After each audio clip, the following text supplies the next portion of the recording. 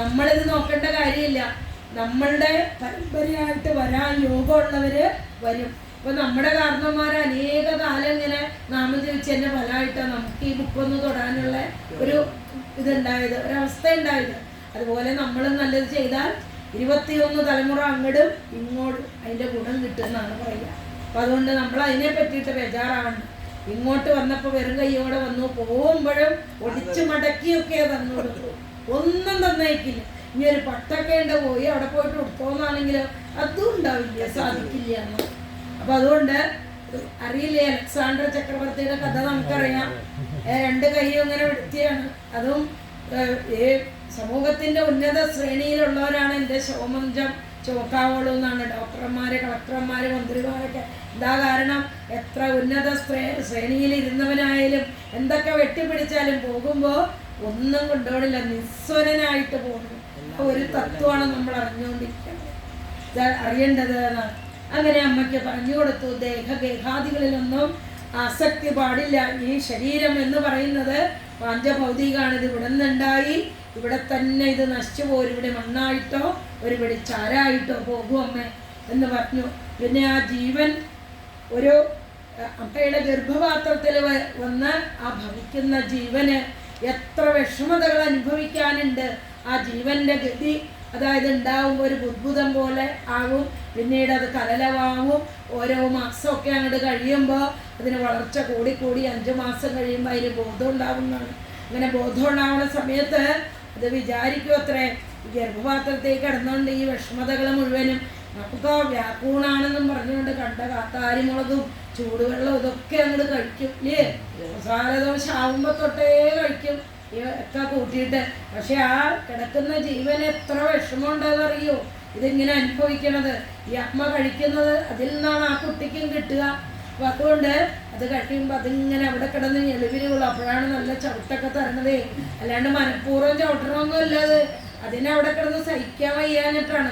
ഇത് കൃത്യമായിട്ട് അറിയണമെങ്കിൽ രാമായണത്തിലെ സമ്പാദ്യവാക്യം പോയിട്ട് വായിക്കുക. നല്ല കൃത്യമായിട്ട് പച്ച മലയാളത്തിൽ അവിടെ എഴുതി വച്ചിട്ടുണ്ട്. എന്താ അത് ഇവര് ബോധം വരുമ്പോൾ അവിടെ കിടന്ന് കൃഷ്ണ കൃഷ്ണ ജപിക്കുക. എന്നിട്ട് അത് പണിയത്രേ, കൃഷ്ണ കൃഷ്ണ ഇതി ജപിച്ചൊരിക്കൽ. ഇതിനു മുമ്പ് ഞാൻ ആ കൃഷ്ണനെന്നോ രാമാന്നോ ഉള്ള നാമം ജപിച്ചില്ല. അതാണ് എനിക്ക് ഗർഭാവാസ ദുഃഖം അനുഭവിക്കേണ്ടതായിട്ട് വന്നത്. ഇനി ഞാൻ ഇവിടെ നിന്ന് അങ്ങോട്ട് പുറത്ത് കടന്നു കഴിഞ്ഞാൽ യാതൊരു തെറ്റും ചെയ്യില്ല, എപ്പോഴും ഭഗവാനെ തന്നെ കൃഷ്ണ രാമ വിളിച്ചോണ്ടിരിക്കുള്ളൂ എന്നാണ്. പക്ഷേ ആ സൂതികാവാദത്തിന്റെ ഇതുകൊണ്ട് തല കീഴോട്ടായിട്ട് ഇങ്ങോട്ട് പോരും. പോരണ സമയത്ത് എന്താ ഉണ്ടാവും, അതെല്ലാം മറന്നു പോകത്രയും. അതുകൊണ്ടാ മറന്നു പോണോണ്ടാ ഇങ്ങനെ തട്ട കൊമ്പിട്ട് ശരിക്കും ഇങ്ങനെ കുനിഞ്ഞ വലിയ വിഷമതയിലാണ് ശിശു ഇരിക്കണത്.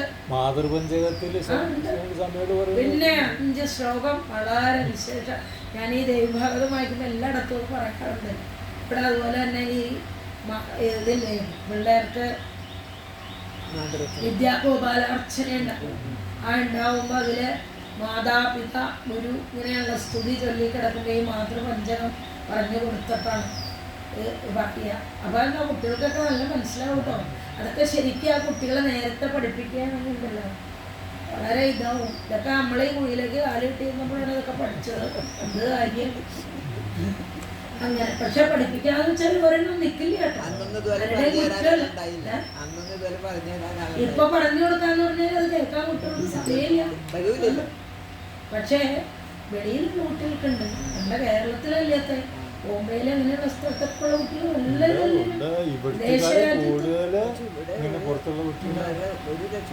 പക്ഷെ നമ്മൾ തന്നെ കുറ്റക്കാര്. ആരെങ്കിലും അധ്യാപന ക്ലാസ്സിൽ വിടും കുട്ടികളെ. മതപാഠശാല ട്യൂഷനുണ്ട്, പാട്ടുണ്ട്, കരാട്ടെ ഉണ്ട്, ഡാൻസ് ഉണ്ട്, ഒക്കെ ഉണ്ട്. എന്നിട്ട് ഇതൊക്കെ ഒന്ന് മുഴുവിപ്പിക്കുമോ? അതുമില്ല.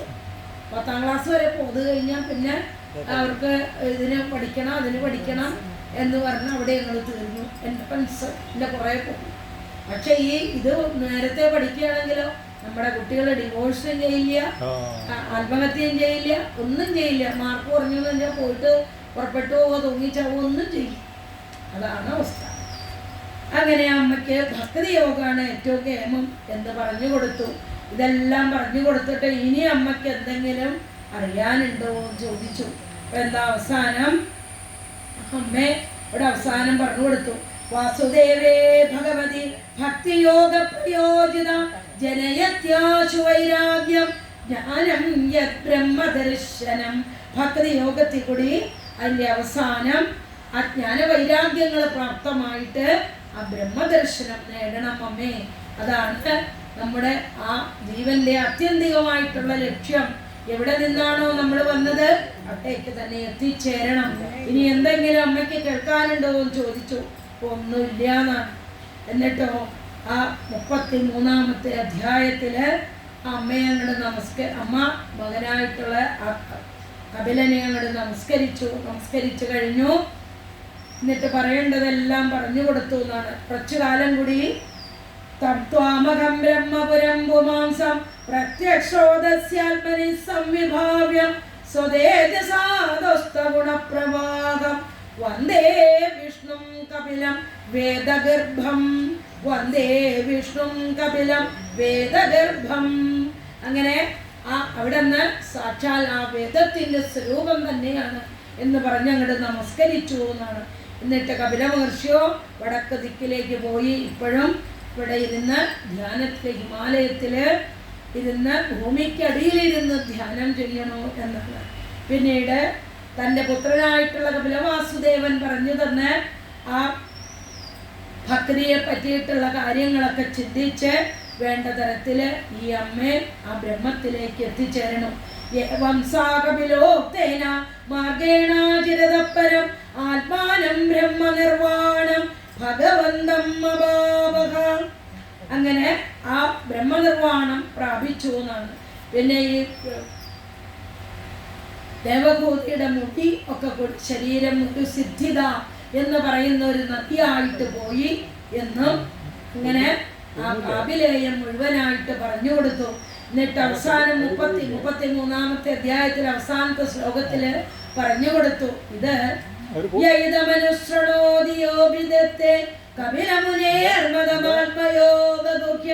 ഭഗവതി കൃതീ സുവർണഖേദോ ഉപലഭതേ ഭഗവത്പദാരവിന്ദം.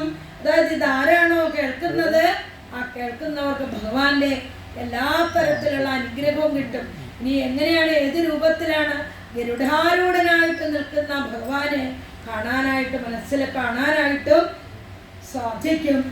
ആ ഭഗവാന്റെ പാദാരവിന്ദം തെളിഞ്ഞ് കാണാനായിട്ട് സാധിക്കും എന്ന് പറഞ്ഞ് കാപിലേയം ഇവിടെ അവസാനിപ്പിച്ചു. എന്നിട്ട് ഇനിയാണ് 4-ാമത്തെ സ്കന്ധത്തിലെ വിസർഗം എന്നുള്ള ആ ലക്ഷണത്തോടു കൂടി ഈ 4-ാമത്തെ സ്കന്ധത്തിലെ 4